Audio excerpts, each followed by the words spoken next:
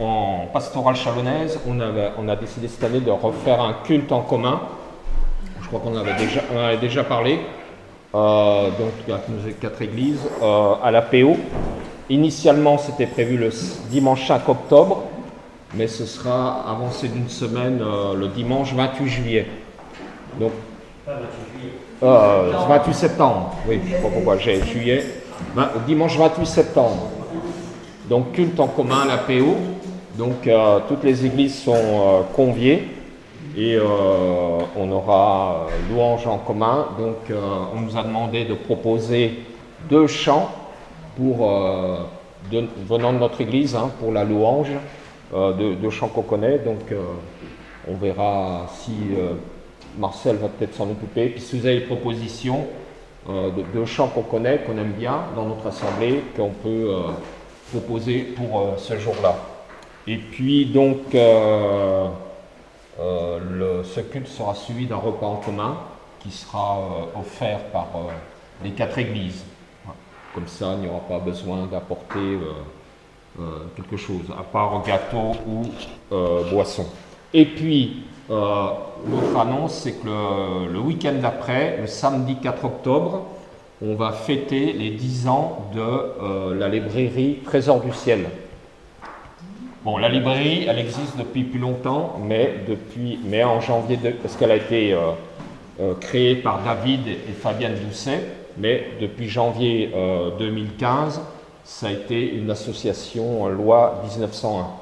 Donc le samedi 4 octobre, il y aura une journée de 10h à 19h, la librairie sera ouverte, et donc voilà, vous êtes tous invités à passer et aussi à participer avec un gâteau, soit salé, soit sucré, et puis ou une boisson. Mais voilà, on aimerait un maximum de personnes de nos assemblées passent ce jour-là. Et donc la librairie sera ouverte de 10h à 19h, et on essaiera d'inviter des officiels vers 11h midi pour voilà.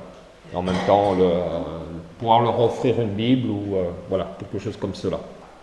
Donc retenir ces 2 dates, le dimanche 28 septembre, culte en commun, et puis le samedi d'après, le 4 octobre, l'anniversaire de la librairie Trésor du Ciel. Donc on va regarder un passage ensemble. Alors, j'allais dire, comment me définiriez-vous? Ou comment définissez-vous quelqu'un? Alors, il y a plusieurs moyens. Il y a ça. Vous savez qui je suis, là? Complètement, vous savez complètement qui je suis. Non? Il y a ma photo, il y a... Qu'est-ce qu'il y a comme info? Ma date de naissance, l'adresse. Comment? C'est que l'administratif. Oui, voilà. Bon, mais enfin, il n'y a pas marqué si je suis... Enfin, si, il y a ma taille, 1m72. Il n'y a pas marqué si je suis gentil, si je suis méchant, si je suis honnête ou malhonnête. Tout le monde a une pièce d'identité, mais voilà. Et puis, il y a aussi un petit papier, moi j'ai toujours l'ancien. Faut que je me mette à jour. Il y a aussi permis de bonne conduite. Des fois, il y a le permis de conduire, mais ça ne veut pas dire que si on a le permis de conduire, on conduit bien. Enfin, on ne se conduit pas toujours bien. Enfin, je parle au volant, mais même... il y a des fois des impératifs, il y a des fois... Il y a l'humeur, il y a... enfin, je ne sais pas, vous connaissez ça, Des fois, on est pressé, ou... Enfin, voilà.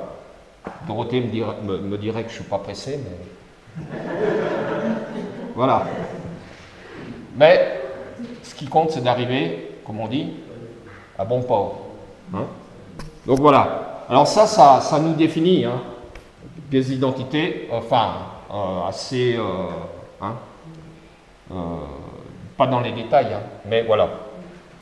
Alors, il y a une question dans l'évangile de Marc, au chapitre 8.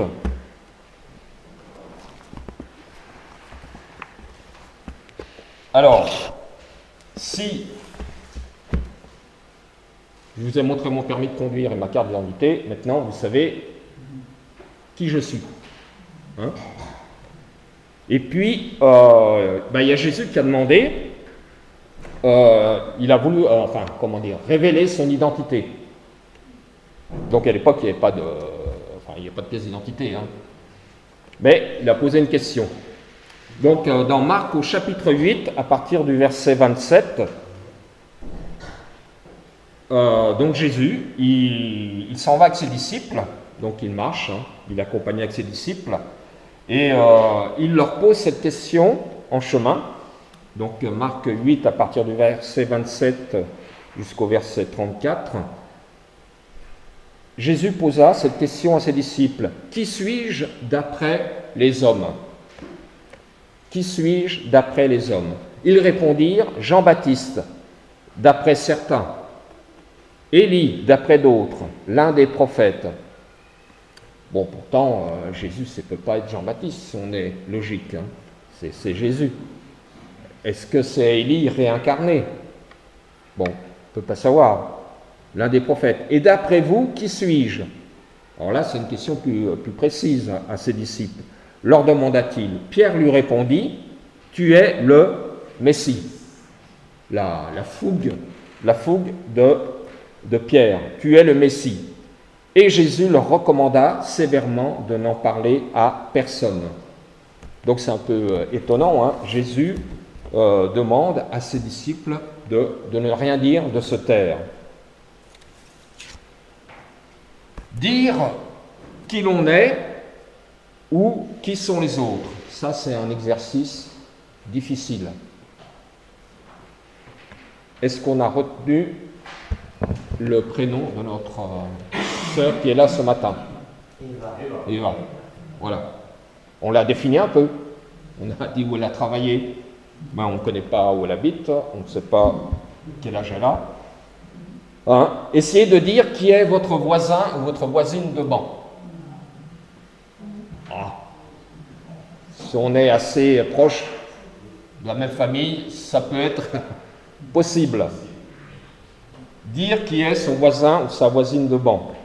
Alors on connaît peut-être son nom, son prénom, hein, et je ne suis pas sûr qu'on connaisse tous les noms de ceux qui sont dans l'Assemblée.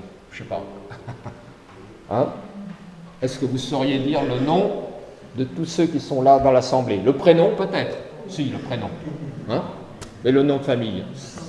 Hein? Non, mais... voilà. C'est un peu plus dur parfois. Et encore, qu'est-ce que vous savez de cette personne? Est-ce que vous savez son âge? Est-ce que vous savez, je ne sais pas, la composition de sa famille? Est-ce que vous connaissez le métier de la personne? Est-ce que vous connaissez son adresse? Alors après, hein, on rentre peut-être plus dans les détails. Et puis, est-ce que vous, peut-être, on pourrait dire, est-ce que vous connaissez la fonction de cette personne dans l'Église? Quelques-uns parmi nous ont des responsabilités dans l'Église. Peut-être qu'en fait, on ne connaît pas exactement. Mais voilà, à part quelques données, nous ignorons beaucoup de choses. Et puis, ce qui nous échappe, c'est le noyau de la personne. Hein, c'est à l'intérieur.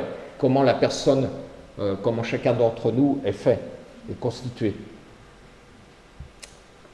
Mais, voilà, ce sont les mêmes difficultés au temps de Jésus, pour dire qui est ce maître qui enseigne. Pour vous, qui suis-je? Qui suis-je d'après les hommes? Jésus est le maître, on pourrait dire. On peut le définir comme cela. Il enseigne, parce qu'il enseigne. Il soigne, il guérit. Hein, ça, on peut le définir un peu. Hein. Mais le texte de Marc, il est un peu déconcertant. Il est plein de tensions, mais aussi de commandements de se taire. Et pourtant, Jésus, il est porteur d'une bonne nouvelle pour nous aujourd'hui. Mais à ce moment-là, Jésus demande à ses disciples de se taire. Alors on a ce passage qui est dans l'évangile de Marc, de Matthieu et de Luc. Et on voit que Jésus interroge ses disciples en deux étapes. Qui les gens disent-ils que je suis? qui les gens disent-ils que je suis? Là, ils répondent tous. Et là, ils disent que Jésus, c'est une grande figure prophétique de l'histoire d'Israël, hein, puisqu'il est dit, tu es Jean-Baptiste ou Élie, l'un des prophètes. Mais Jésus ne dit rien. Il passe aussitôt à la seconde question, qui est plus importante pour lui. Et vous, qui dites-vous que je suis? Si Jésus nous posait cette question ce matin, ici, qui dites-vous que je suis? Qu'est-ce que nous répondrions? Alors, il y en a un seul qui s'est risqué à répondre, eh bien c'est Pierre. Il dit, tu es le Christ. C'est une confession de foi, tu es le Christ. Dans l'évangile de Luc, on a aussi, tu es le Christ de Dieu. Et dans Matthieu, la réponse est traduite, tu es le Christ, le Fils du Dieu vivant. Et puis là, dans Marc, eh bien, c'est plus sobre parce qu'on est, tu es le Christ. Ce qui signifie aussi en hébreu, pour les commentateurs, ça signifie le Messie. Le Christ, le Messie. Celui qu'on attend. Celui qu'Israël attend. En tout cas, pour Pierre. Et puis, celui qu'on attend, le Messie, c'est celui qui a reçu une onction, une consécration, selon l'Ancien Testament. Ça peut être un roi, un prophète, un souverain sacrificateur. En tout cas, c'est celui qui conduit Israël et qui porte la parole de Dieu. Qui mieux que Jésus peut conduire Israël et porter la parole de Dieu? Alors, la réaction de Jésus est étonnante. Il ne conteste pas la réponse de Pierre, comme on voit, qui semble satisfaire à peu près, mais Jésus réagit vivement. Il commande aux 12 de ne rien divulguer en ce qui le concerne. Ce n'est pas encore le moment. Parce que les disciples, ils partagent un secret avec Jésus. Ils savent qui il est. Ils savent qui il est. Mais ils n'ont pas le droit de le divulguer. En tout cas, ils n'ont pas encore accès au secret messianique, comme le disent les commentateurs. Ce n'est pas le moment de le divulguer et sans doute aussi que les disciples n'ont pas encore compris ce que signifie le Messie, qui il est réellement. Et pour la première fois, Jésus dit « taisez-vous » dans ce texte. C'est Jésus lui-même qui doit révéler aux disciples qui il est, mais surtout ce qu'il va lui arriver. Et il le fait pour la première fois dans son chemin avec les disciples.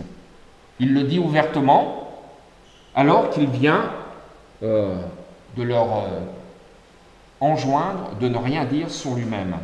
Au verset 31, donc du 30, Jésus leur recommanda sévèrement de n'en parler à personne. Taisez-vous. Et au verset 31, il dit, alors il commença à leur enseigner qu'il fallait que le Fils de l'homme, donc lui-même se dit le Fils de l'homme, souffre beaucoup, qu'il soit rejeté par les anciens, par les chefs des prêtres et par les spécialistes de la loi. Donc complètement rejeté par les religieux de l'époque. Qu'il soit mis à mort et qu'il ressuscite 3 jours après. Jésus doit souffrir, rejeté, mis à mort, mais aussi ressuscité. Heureusement qu'il dit cela. Ressuscité 3 jours après. Jésus déclare qu'il faut que le Fils de l'homme souffre beaucoup, qu'il soit mis à mort et qu'il ressuscite. Et ce sont des termes qu'il emploie dans les 4 évangiles. Et puis, toujours le même, qui réagit, c'est Pierre. La réaction de Pierre à cette annonce ne se fait pas attendre. Verset 32. Il leur disait cela ouvertement. Alors Pierre le prit à part et se mit à le reprendre. Pierre le prit à part et se mit à le reprendre. Pierre, il a de l'aplomb, hein. Il a un caractère, hein. Il a quand même, hein. Imaginez, il a pris Jésus, il l'a mis de côté et il a dit des choses, hein. Nous, des fois, peut-être qu'on peut le faire avec quelqu'un, mais voilà, c'est avec Jésus, là. Pierre ne peut pas admettre que Jésus soit condamné à mort. C'est pas possible, puisqu'il fait le bien. Il guérit, hein, il redresse les boiteux. Et puis, en plus, dire que Jésus, il va ressusciter. C'est incompréhensible. Comment peut-il mourir? Et comment peut-il ressusciter? Et puis, ce n'est pas compréhensible de manière rationnelle. Que Jésus puisse savoir, j'allais dire, la fin de sa vie. Personne d'entre nous ne connaît la fin de sa vie. Lui, Jésus, il peut dire qu'il va être mis à mort. Il ne va pas mourir dans un accident. Il va être mis à mort. Donc, ça veut dire condamné. Et puis, on va exercer une sentence de mort sur lui. Mais en plus, il va ressusciter. Rationnellement, on ne peut pas le comprendre. Pierre le fait savoir à Jésus en le prenant à part discrètement et lui reproche ce qu'il dit. Hein? Mais, qu'est-ce que Jésus dit?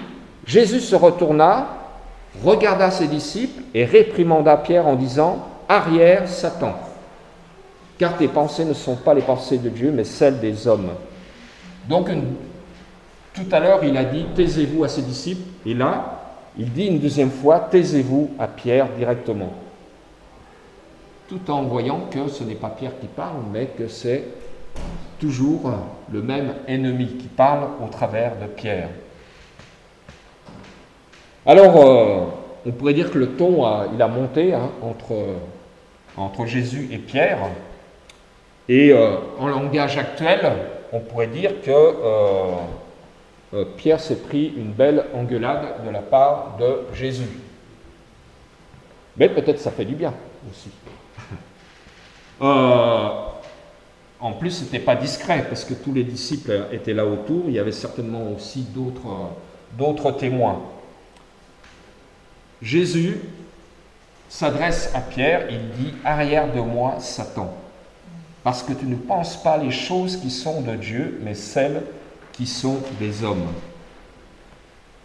Et dans cette réponse, on voit l'écho à cette tentation dans le désert, hein, où Jésus a dit « Arrière de moi, Satan ». Satan l'avait tenté une première fois, il lui a offert plein de choses, hein, au lieu de finir d'aller jusqu'à la croix, eh bien, il lui offre tous les royaumes de la terre. Il lui offre le pouvoir.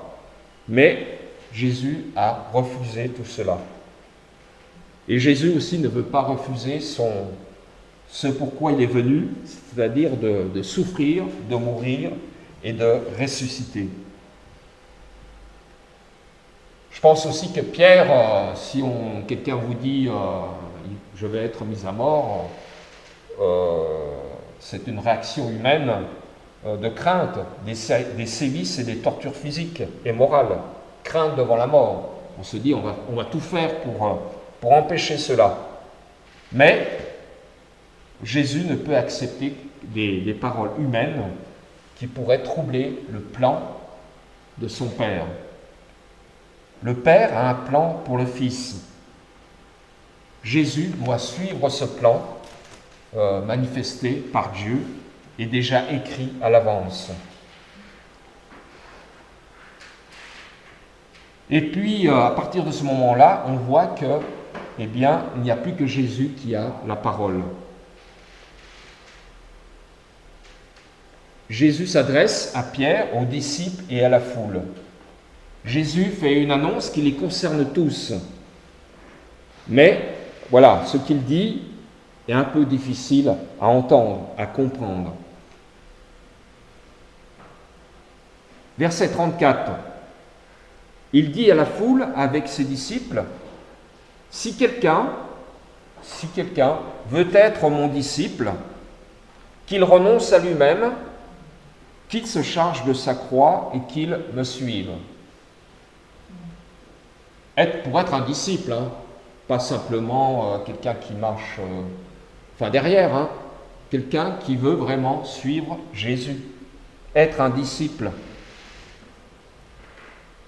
Qu'il renonce à lui-même, qu'il se charge de sa croix et qu'il me suive.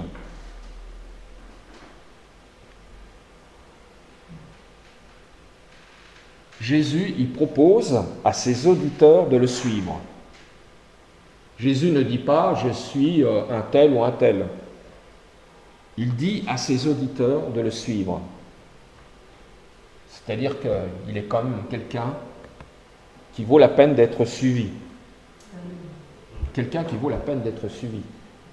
Beaucoup d'hommes sous cette terre sont suivis ou ont été suivis par des disciples, mais la fin a été parfois dramatique. Jésus, il offre une relation personnelle avec lui. À tous, hein, pas simplement aux disciples. Il s'adresse aussi à la foule et il s'adresse à nous aujourd'hui. Le suivre. Jésus ne se met pas en avant. Hein. Il a posé cette question, qui suis-je? Que disent les hommes de moi? Mais là, il dit qu'il faut le suivre. Tout d'abord, Jésus dit « celui qui veut me suivre ». Celui qui veut me suivre. Donc il y a un choix. Il y a une volonté de suivre Jésus. Il y a un oui à dire. Hein. Ça, chacun de nous est libre. Alors, on peut dire oui. Oui. Hein. Et puis après, on peut dire aussi oui, peut-être. Ou oui, mais je voudrais voir. Ou on peut essayer aussi. Il y a d'autres façons aussi de dire oui, mais il faut quand même un oui de notre part. Nous ne sommes pas tous pareils et on peut dire oui, mais aussi avec des conditions. Ensuite, Jésus il dit qu'il faut renoncer à soi-même. Alors, peut-être que renoncer à soi-même, c'est parfois difficile à entendre ou à comprendre. Je ne sais pas comment vous comprenez cette expression. Renoncer à soi-même. Alors, il y en a, pour certains, c'est tout abandonner. Ou c'est tout vendre. Ou, je ne sais pas, il y a certaines conditions. Pour moi, je pense qu'il ne s'agit pas renoncer à soi-même, ce n'est pas se renier. Mais de ne pas faire de soi-même le but, l'objectif de sa vie. Je ne me renie pas, mais je ne fais pas de moi-même le but de ma vie. Renoncer à soi-même, ça ne veut pas dire qu'il y a l'interdiction d'éprouver de la joie, de fonder une famille ou d'y prendre plaisir. Renoncer à soi-même, ça ne veut pas dire que je ne réussis pas une carrière professionnelle. L'objectif, il ne faut pas se tromper d'objectif, l'objectif est de suivre Jésus. Mais pourquoi pas suivre Jésus dans notre vie sociale, familiale, professionnelle. On n'est pas obligé de devenir un ermite ou de marcher au milieu de la campagne sans rien, de faire la manche. Non. Renoncer à soi-même, c'est suivre Jésus, comme lui, il le veut. Suivre Jésus, c'est l'introduire dans notre vie quotidienne. Renoncer à soi-même, ce n'est pas un commandement de tout abandonner. Peut-être, par contre, ça peut être une mise en garde que peut-être un abandon complet de soi peut devenir nécessaire. Parce que des fois, on a tas de choses dans nos vies, notre orgueil, des tas de choses qui prennent de la place et qu'il nous faut abandonner certaines choses ou nous abandonner complètement. Jésus, lui, il a tout abandonné pour suivre le plan de son Père. Jésus a renoncé à tout.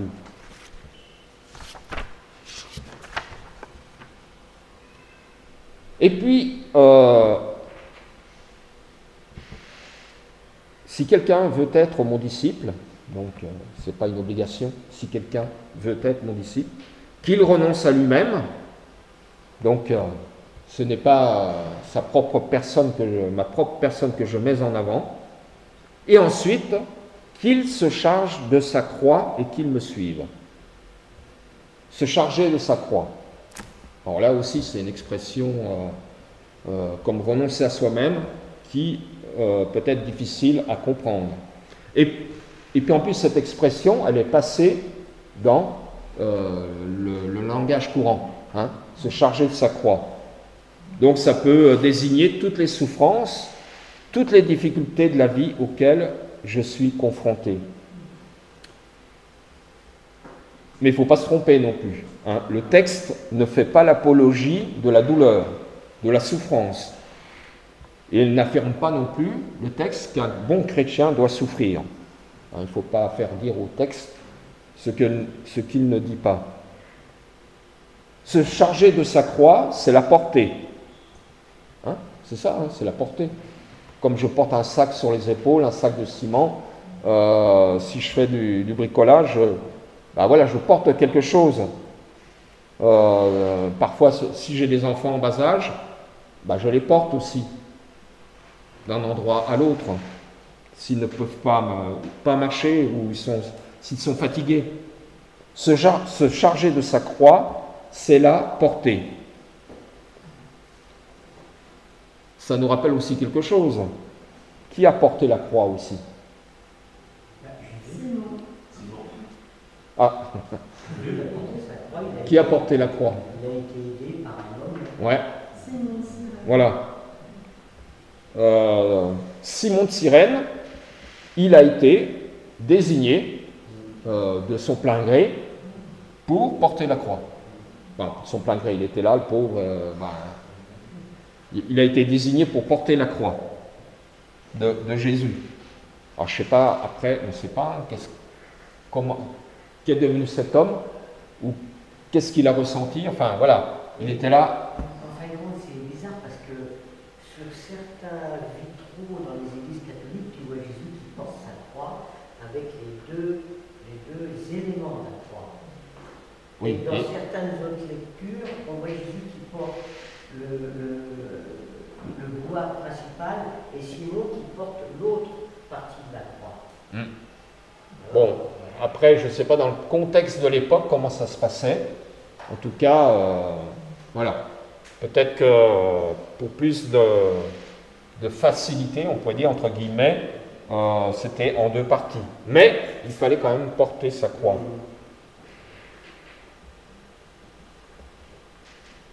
Se charger de sa croix, c'est la porter. Mais aussi, on peut recevoir de l'aide. Jésus, il a reçu de l'aide à ce moment-là. Bon, peut-être qu'on peut réfléchir un peu plus sur ce texte, mais une autre fois. En tout cas, il ne faut pas se complaire à regarder sa propre croix. On n'est pas en face d'elle, en souffrant, mais on porte. Au contraire, le texte conseille de se charger de prendre sa croix. Elle devient une partie de nous.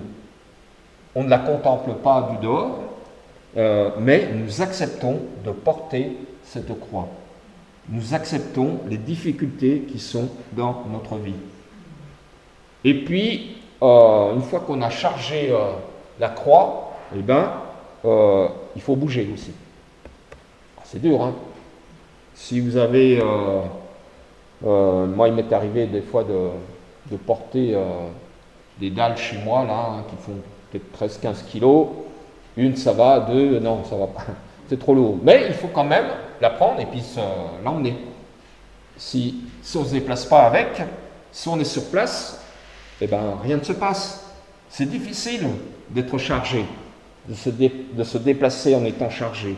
Mais il faut le faire quand même. Il faut se mettre en mouvement. La phrase de Marc, elle est simple et claire. Il est dit, tu portes et tu viens derrière moi, tu me suis. Tu portes, tu viens et tu me suis. Qu'il se charge de sa croix et qu'il me suive. Jésus, il est pas derrière, il est devant. Tu portes, tu viens derrière moi et tu me suis. Jésus l'attendra toujours. Bien sûr, il est souvent difficile d'accepter qu'il y ait des croix plus lourdes à porter que d'autres. Si nous tous, ici rassemblés, nous avons une croix à porter, et c'est le cas à 100%, même, comme je l'ai dit au tout début, si on ne connaît pas toutes les difficultés de nos frères et sœurs, il y a des croix à porter, plus ou moins lourdes selon les personnes. Vouloir suivre Jésus, c'est vouloir, hein, ce n'est pas une obligation, puisque il est dit, celui qui veut être mon disciple, qu'il me suive. Donc, Jésus n'impose pas. Je suis libre de suivre Jésus. Vouloir suivre Jésus, c'est savoir que l'on peut risquer sa vie. Je peux risquer ma vie. Mais ce n'est pas un commandement de souffrir. Le pronostic vital, il peut être engagé si on suit Jésus. Mais ce n'est pas une fin en soi, ce n'est pas une obligation. Pierre, il a fait l'expérience de ce risque de suivre Jésus. Hein, il était engagé, hein, pas de souci. Hein. Mais lorsque le coq a chanté, eh bien, il a compris qu'il avait trahi Jésus pour sauver sa tête. Je ne sais pas dans quelles circonstances on peut se retrouver un jour. Hein, Pierre, il y avait le Sanhédrin, il y avait les soldats, il n'a pas voulu aller à ce moment-là jusqu'au bout. Mais aujourd'hui, des chrétiens dans notre monde doivent affronter ce risque du pronostic vital. Et ils sont obligés d'aller au bout de leur foi et de leur vie pour confesser que Christ est Seigneur. Est-ce qu'on a confessé que Christ est Seigneur ce matin? Oui, enfin, la police ne nous attend pas à la sortie. Hein, on va rentrer chez nous. Enfin, on ne va pas aller en prison en sortant, j'espère. Enfin, je ne pense pas. On ne va pas nous mettre les menottes. Pas encore. Mais on ne sait pas, ça peut arriver. Mais il y a des chrétiens qui confessent leur foi et leur pronostic vital est engagé. Aujourd'hui, le risque vital, il est quand même très peu présent. Mais nous connaissons aussi des quantités de situations douloureuses pour nous-mêmes ou pour les autres. Et qu'est-ce que nous répondons à la question de Jésus? Qui dites-vous que je suis? Qui dites-vous que je suis? Alors si on répondait aujourd'hui, nous, 2000 ans plus tard, qu'est-ce qu'on dirait? Qui dites-vous que je suis? Jésus le Seigneur, notre Sauveur. Voilà. Aujourd'hui, il y a eu ce passage de la croix, de la Pâque, la résurrection. Donc ensemble, nous pouvons répondre qu'il est Seigneur et Sauveur. Hein? Il est Seigneur et Sauveur. C'est la définition de cette question pour nous aujourd'hui. Qui dites-vous que je suis? Eh bien, il est Seigneur et Sauveur. Bien sûr, chacun de nous a peut-être comment dire, une définition un peu différente de Jésus. Dans la Bible, on trouve des définitions de Jésus, hein, des choses qu'il a dites à propos de lui-même. Jésus, il a dit, je suis le pain de vie. Il est le pain de vie. Il a dit, je suis le chemin, la résurrection et la vie. Ça, c'est ce qui définit Jésus. On peut dire aussi, mon Seigneur et mon Dieu. Et puis chacun de nous, il peut associer au nom de Jésus des paroles bibliques, des images, mais aussi des interrogations. Il est le pain de vie, le chemin, la résurrection, la vie, mais surtout il est Seigneur et Sauveur. Et l'exercice peut être intéressant de trouver des qualificatifs de notre Seigneur Jésus pour nourrir notre foi. Et puis les définitions de Jésus, elles peuvent évoluer au cours de notre vie, parce que nous n'avons pas toujours la même connaissance de notre Seigneur. J'espère qu'on connaît davantage le Seigneur Jésus aujourd'hui qu'il y a 10 ans ou 20 ans en arrière, hein, ou 30 ans en arrière, que nous avons progressé. Alors peut-être aussi qu'aujourd'hui, comme les disciples, on n'est pas encore assez au clair avec Jésus. On se pose encore des questions. Comment le désigner, le décrire? Essayer de dire qui est Jésus, c'est un exercice compliqué, mais passionnant aussi. Dire qui est Jésus, on peut le savoir au travers des évangiles, mais aussi au travers des épîtres. Dire qui est Jésus. On a dit il est Seigneur et Sauveur. Parce que la croix est passée, parce qu'il est ressuscité. Mais au moment où Pierre, on voit cette histoire dans Marc, cela n'avait pas encore eu lieu. Cet exercice aussi, de dire qui est Jésus, peut nous faire progresser dans notre foi. Après, se poser ce genre de questions, ça peut ne rester aussi qu'intellectuel. Hein, on cherche à définir, mais cela ne reste qu'intellectuel. Finalement, la vraie question de Jésus qui est posée ici, cette question c'est quoi? Veux-tu me suivre? Hein, la véritable question. Veux-tu me suivre? C'est une question de foi, une question de confiance. Pierre, lui, dès le début du ministère de Jésus, il était à fond.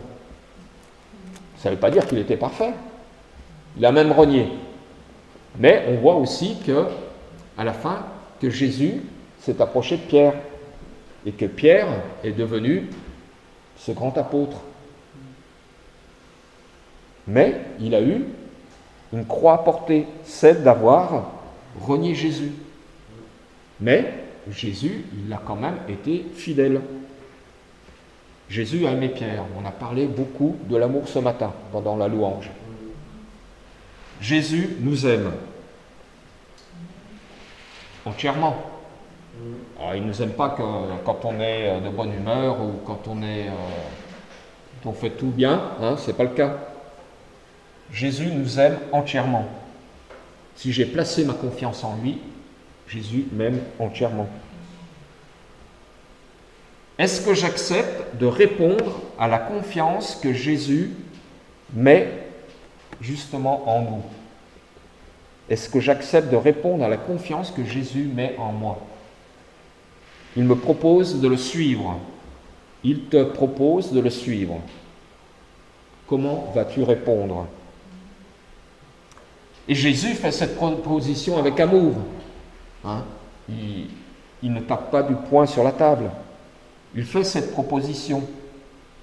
Veux-tu me suivre? Et puis, eh bien, il sera avec nous. Il est devant. Si quelqu'un veut être mon disciple, qu'il renonce à lui-même, qu'il se charge de sa croix et qu'il me suive. Il est devant. Toujours devant. Il n'est pas en retard. Il n'est pas derrière pour nous, enfin, je sais pas, il n'est pas derrière pour nous pousser. Hein, il est peut-être plutôt là pour nous tirer. Hein. Quand on a des enfants en bas âge, on ne les pousse pas devant pour qu'ils marchent plus vite. Hein. On les tient, on les accompagne.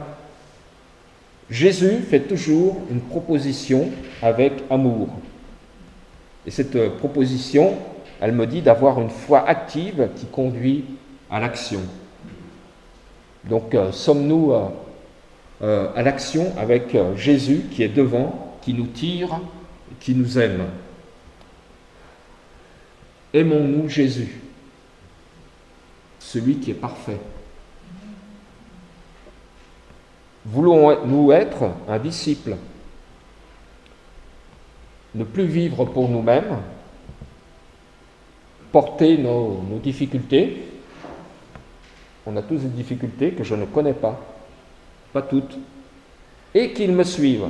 Donc Jésus, il va nous emmener jusqu'au bout, jusque dans l'éternité. Jésus, il est Seigneur et Sauveur, et il nous emmène jusque dans l'éternité.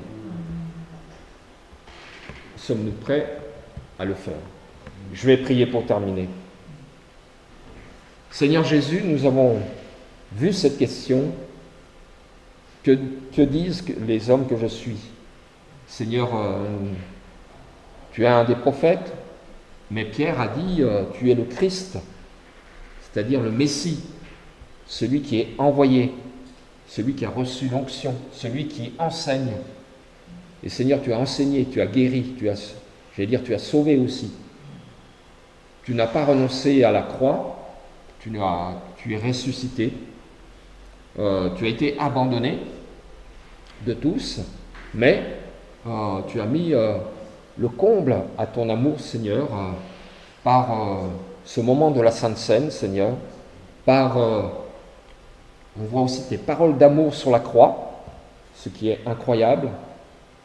Et Seigneur, tu nous dis aujourd'hui, bien, suis-moi.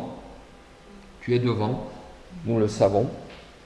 Et nous pouvons te suivre aujourd'hui. Amen.